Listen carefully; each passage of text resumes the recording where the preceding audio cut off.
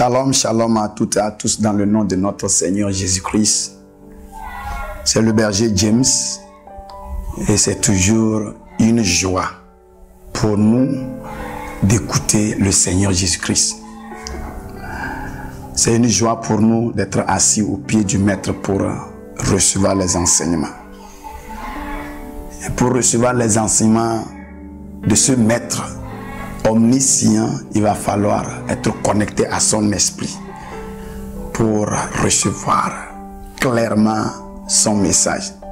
Saint-Esprit, nous faisons appel à ta présence, à ton illumination et à ta révélation. Si tu sondes les cœurs, sonde nos cœurs en ce moment et dispose ces cœurs à recevoir ces mystères de la part de notre Seigneur. Au nom de Jésus-Christ. Amen. Nous sommes en train de poursuivre notre thème que nous avons intitulé les 3 formes de la sorcellerie et leur antidote. Du coup, nous comprenons que Dieu est la sorcellerie parce qu'elle est source de perturbation, division. Elle est source de tout malheur. Égypte a attaqué Israël, Assyrie a attaqué Israël. Beaucoup de nations ont attaqué Israël, mais Israël n'a pas été divisé. Mais lorsque la sorcellerie est rentrée en Israël, il y a eu division automatiquement. Alors, si Dieu nous dit de ne pas laisser un sorcier habiter parmi nous, ça veut dire qu'il nous fait comprendre que ce n'est même pas une chose manipulable, on ne peut pas vivre avec.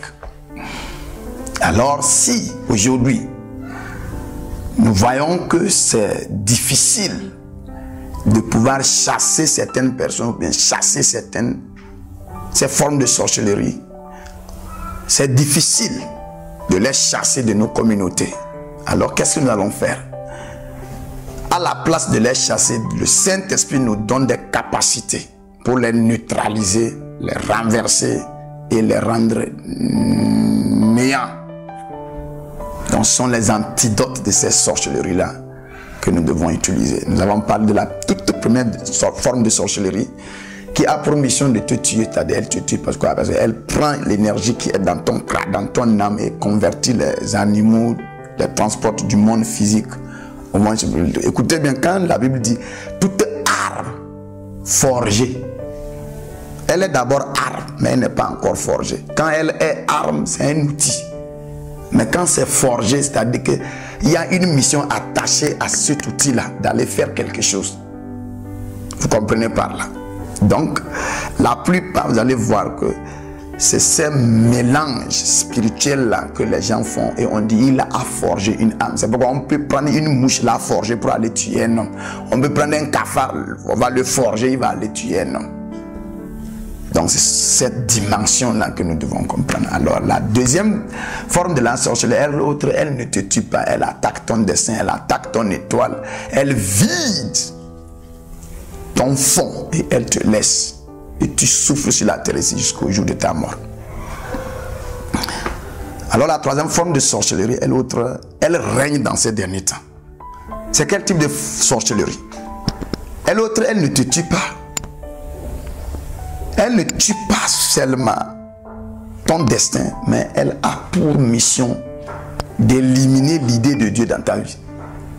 C'est une forme de sorcellerie qui tue Dieu dans ta vie. Il ne dit pas elle tue Dieu, je dis elle tue Dieu dans ta vie. Elle a toutes ces capacités de t'amener à douter Dieu, à rejeter Dieu, à ne plus t'intéresser de Dieu. Et malheureusement, cette forme de sorcellerie a envahi nos églises. Tu vois, des gens vont à l'église, ce n'est pas Dieu, ils cherchent. C'est la solution de leurs problèmes. C'est une forme de sorcellerie qui les a attaqués. Tu vas voir aujourd'hui, les gens poursuivent la puissance de Dieu, mais ne poursuivent pas le Dieu de la puissance. Les gens cherchent les guérisons de Dieu, mais ne cherchent pas le Dieu de la guérison. Ça veut dire qu'il y a quelque chose qui s'est passé, qui nous a amené à ne plus considérer le Dieu de la chose, mais c'est la chose du Dieu qu'on considère. C'est une forme de sorcellerie qui opère. Et l'autre, elle vient de l'Occident. Ils ont toutes les techniques possibles à amener l'homme à s'autosuffire et refuser de croire qu'il y a un autre être suprême gardé quelque part. 666, ça sera les fruits de cette forme de sorcellerie. La technologie, homosexualité, beaucoup de formes aujourd'hui que les gens exigent. C'est en quelque sorte renverser l'idée de Dieu. Et Satan est le chef de cette forme de sorcellerie. Il y a beaucoup de personnes aujourd'hui, voyant ce qui se passe dans le monde, se posent là, est-ce que Dieu existe vraiment? Est-ce que Dieu est là vraiment? C'est une forme de sorcellerie qui va amener des situations dans ta vie, toi chrétien. Et à la fin, tu vas te poser la question, où est Dieu si cela m'arrive? Tu vas voir des gens qui étaient entre-temps des diacres, des pasteurs, aujourd'hui c'est des super charlatans. Ils se retrouvent dans des cabarets en train de boire la boisson. Tu vas pour l'évangéliser, le tout premier à te citer des versets, il te dit, nous tous on a passé par là. Pourquoi aujourd'hui tu as abandonné Dieu? C'est des choses des blancs. On vous a menti. La Bible n'existe pas. C'est un homme qui a écrit la Bible. La personne là est victime de cette forme de sorcellerie. Et nous n'allons pas permettre qu'elle monte assez. Nous devons comprendre que dans ces derniers temps, la lutte, c'est que quelqu'un cherche à prendre la place de Dieu. Non pas seulement au ciel, mais dans nos cœurs. C'est une forme de sorcellerie qui va laisser que tu vas prendre Dieu qui était à la première place, le ramener à la troisième, à la quatrième, à la cinquième place. Et Dieu ne va pas se manifester dans ta vie parce qu'il est là. Il se manifestera seulement quand il va prendre la place qu'il désire dans ta vie. Place numéro 1. C'est une forme de sorcellerie qui nous amène à ne plus voir l'importance du sacrifice, l'importance de la croix, l'importance d'abandonner les choses du monde pour s'attacher. On dit, tu as une famille. Elle est partout. Et les chefs d'État aujourd'hui sont, la plupart de l'Occident, sont en train de créer ce mouvement-là. Ils créent des problèmes et ils veulent venir devenir des dieux dans notre vie parce qu'ils amènent des solutions des problèmes qu'ils ont créés. Et naturellement, on a confiance en eux. Oh, le docteur qui a fabriqué le vaccin contre le coronavirus, il est comme ça. Oh, celui qui a créé le... Oh, celui... Et pourtant, c'est eux-mêmes qui ont créé des... Ils cherchent à ce que tu déplaces Dieu de ta vie et prendre leur place, me ramener à la place. La forme de la sorcellerie qui attaque Dieu dans ta vie. Et je voudrais que tu comprennes quelque chose. Cette forme de sorcellerie, c'est elle qui va amener l'antichrist à apparaître. C'est le système de l'antichrist. C'est ce qu'il est en train de manifester comme son mouvement.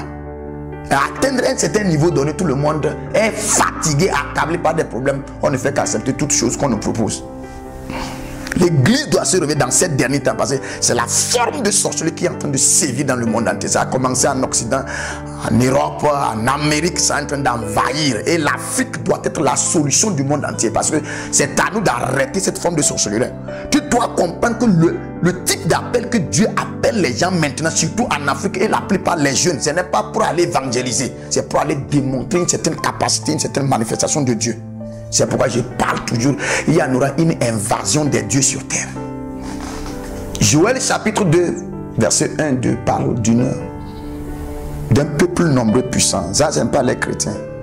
Isaïe chapitre 2, verset 2, il est arrivé dans la suite des temps où la montagne, ce n'est pas la maison de l'Éternel, non. Dans la maison de l'Éternel, il y a une montagne. Ça veut dire parmi les chrétiens, il y a une certaine génération. Elle autre, elle n'est pas là pour parler des versets. Elle est là pour démontrer les caractères, la personnalité de Dieu. Et l'antidote de cette sorcellerie-là, c'est la gloire. La présence de Dieu.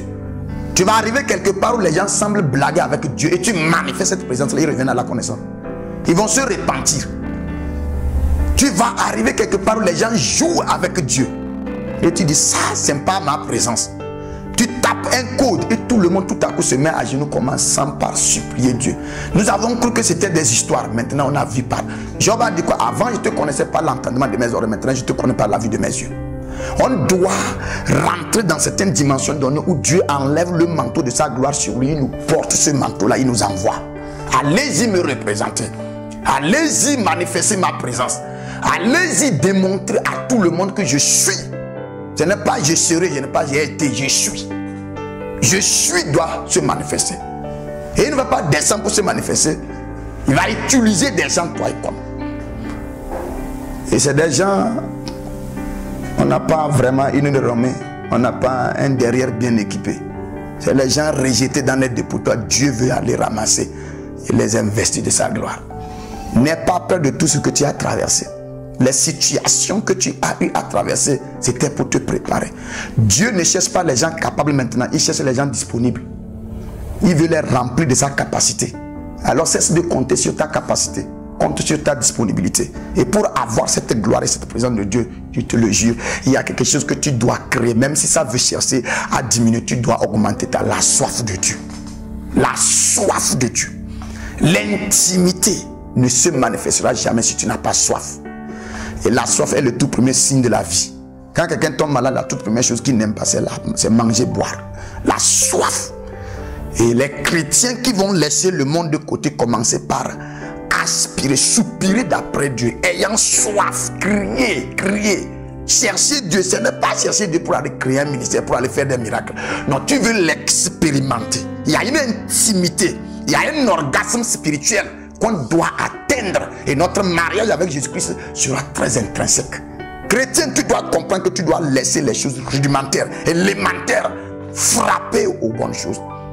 David n'a pas frappé l'épaule de Goliath. David n'a pas frappé la poitrine de Goliath. David a frappé un point culminant, le front.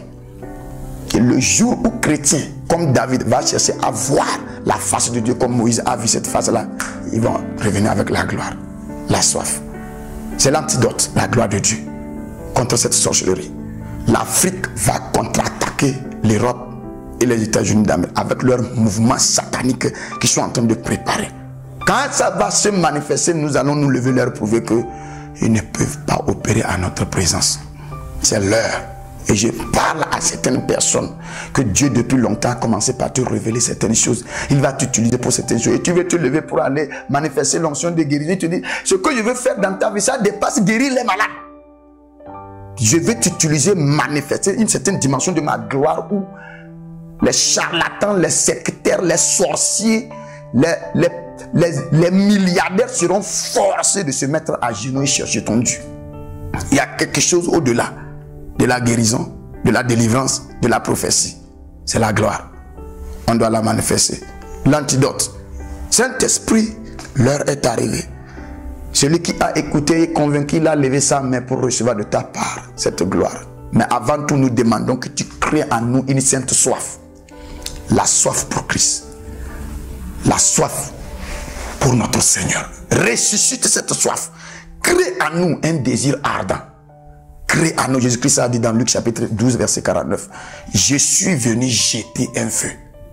Qu'est-ce que j'attends? Qu'il soit allumé. Allume ce feu en nous. Il y a des gens qui tu as déjà marqué depuis leur naissance. Bien sûr, ils ont traversé des situations inacceptables et ils sont sur le point de se déqualifier. Manifeste ce feu-là dans leur vie afin qu'ils comprennent que Dieu a un plan pour eux. Saint-Esprit, touche-nous. Tu es richement béni par ce message. Reste connecté. Au nom de Jésus-Christ. Shalom.